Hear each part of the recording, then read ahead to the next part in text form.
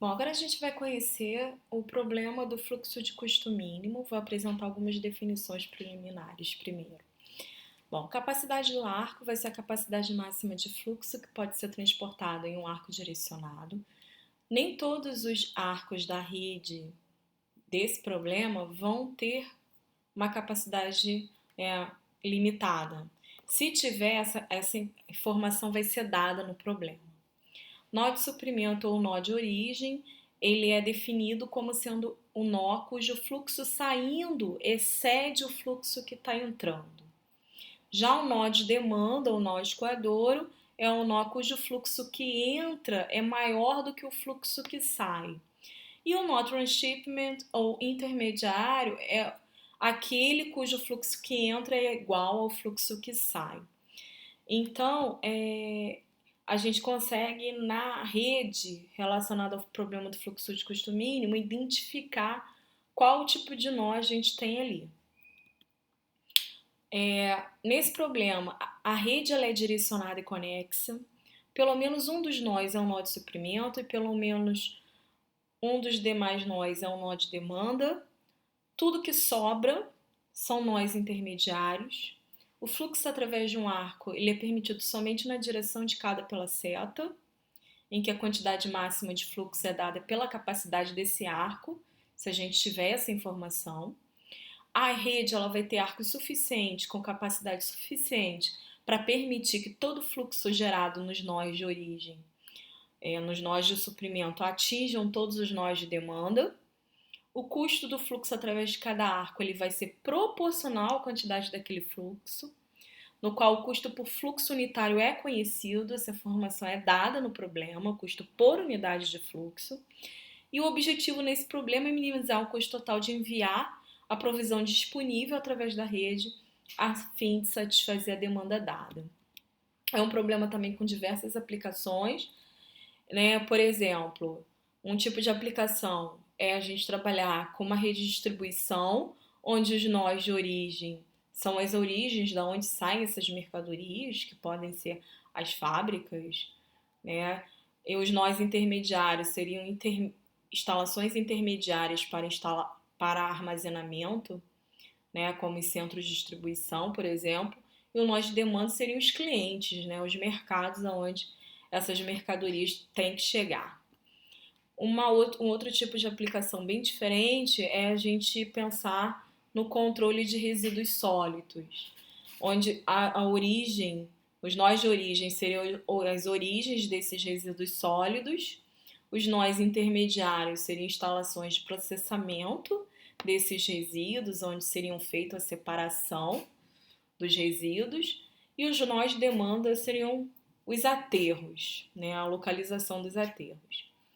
Uma outra operação diferente seria essa coordenação de mixes de produtos nas fábricas, né? A gente poderia ter uma situação onde os nós de origem seriam as fábricas, né? Os nós intermediários, a gente pode pensar como a fabricação de um produto específico, né? Uma fábrica que produza vários tipos de itens, né? E a gente pensar que os nós intermediários significa cada item produzido, cada tipo específico de item.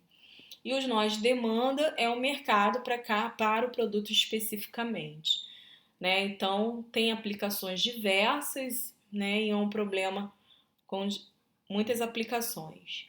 Então a formulação do modelo a gente vai considerar uma rede direcionada e conexa, em que os N nós inclui pelo menos um nó de suprimento e pelo menos um nó de demanda. Nós vamos definir X e J são as nossas variáveis de decisão, ou seja, aquilo que a gente quer descobrir quando resolve o problema do fluxo de custo mínimo, né? Ela vai ser o fluxo através do arco IJ, é isso que eu preciso saber, né? Qual a quantidade de fluxo que vai passar por cada arco. São dados no problema, ou seja, são informações conhecidas no problema. O custo unitário do fluxo através do arco IJ, que vai ser indicado por CIJ. A capacidade no arco IJ, que vai ser dada por o IJ. O fluxo líquido gerado no nó I, que vai ser indicado por BI. O objetivo, novamente, é minimizar o custo total de remessa da oferta disponível, né, através da rede para satisfazer a demanda. A oferta que é dada nos nós de suprimentos, né, essa oferta através dessa rede, de modo a satisfazer os nós de demanda. Bom, a modelagem é muito simples. O modelo matemático desse problema do fluxo de custo mínimo é um PPL, é um problema de programação linear. Então, se é um PPL, eu posso usar, né, diversos softwares de otimização para resolver esse problema. Então, o que facilita bastante. Então, o objetivo aqui é minimizar o custo total de enviar, né, essa oferta através da rede, de modo a atender a demanda. Então, eu conheço o custo por unidade. E o que a gente quer determinar é a quantidade de fluxo que passa por cada arco. Né? Então, a gente pega o custo por unidade, que a gente sabe que é proporcional, né? E multiplica pela quantidade que vai passar por cada arco. Então, essa é a função objetivo. Sujeito a, para cada nó, eu vou ter uma informação sobre ele, né? Eu vou saber se ele é um nó de oferta, um nó de demanda ou um nó intermediário. Essa informação é dada. Então, para cada nó, eu vou ter uma restrição de fluxo líquido. Né? A gente sabe aqui que o BI é o fluxo líquido gerado no nó I. Então, para cada nó I, a gente vai montar essa restrição. Somatório de X e J, eu estou variando aqui o J de 1 até N, ou seja, tudo que sai do nó I, menos o somatório de XJI, né? O que estou variando aqui é o J, ou seja, tudo que chega em I, então a soma de tudo que sai, menos a soma de tudo que chega em I, ou seja, o fluxo líquido, tem que ser igual a BI. Tá? E para cada arco que tiver limitação de capacidade de fluxo, o X e J tem que ser menor ou igual a essa capacidade. E todos os outros têm que ter um fluxo maior ou igual a zero. Eu não posso ter um fluxo negativo. Então, essa é a cara de uma rede do problema do fluxo de custo mínimo. Tá? Esse exemplo da página 56 do livro é o livro do Hillier Lieberman. Tá?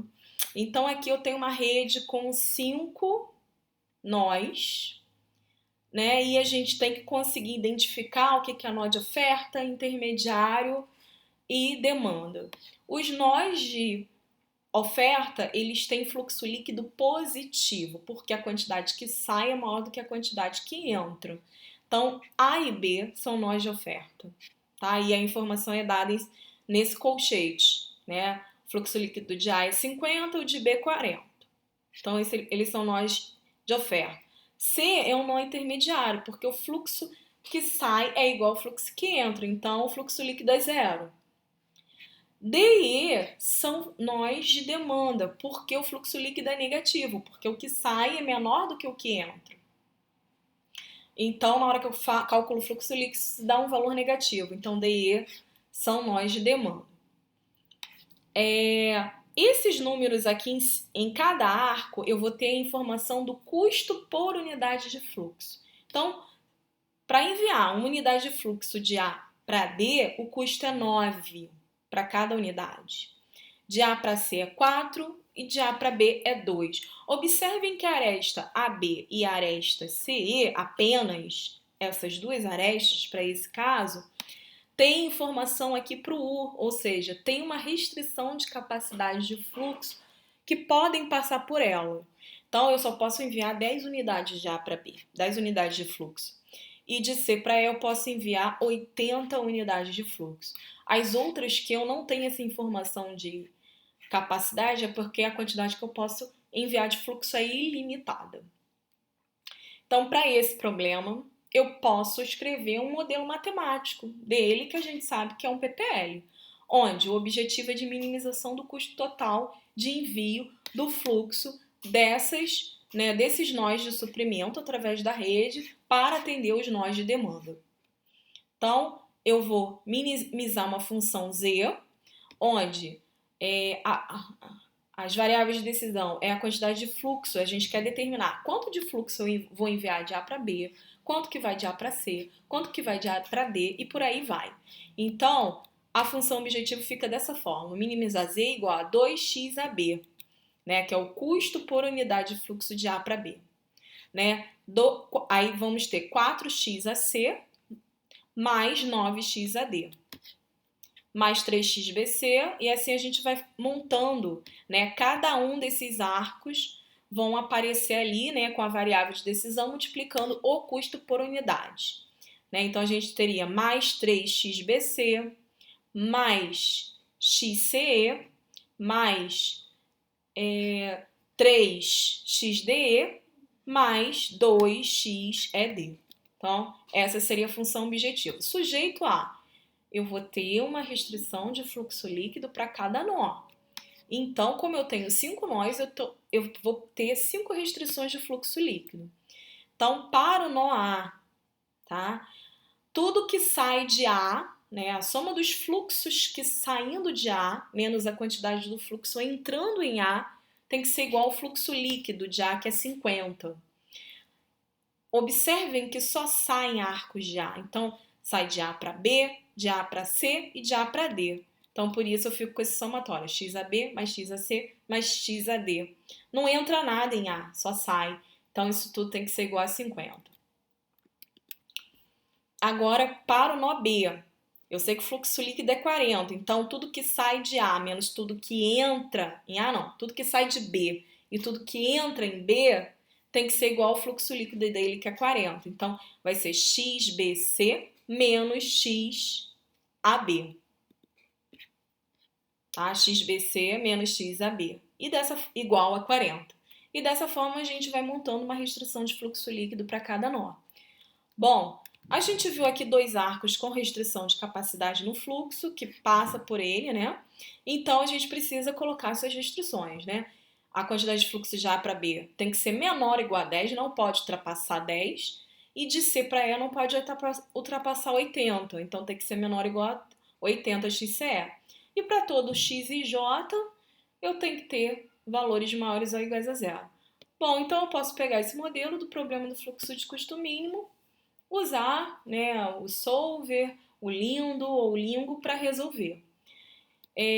Como eu já tinha falado antes, o problema do fluxo de custo mínimo ele é o caso mais geral do problema de otimização em redes. Alguns outros problemas de otimização em redes são casos particulares dele, né, como, por exemplo, o problema do transporte, o da designação, o problema do caminho mais curto e do fluxo máximo.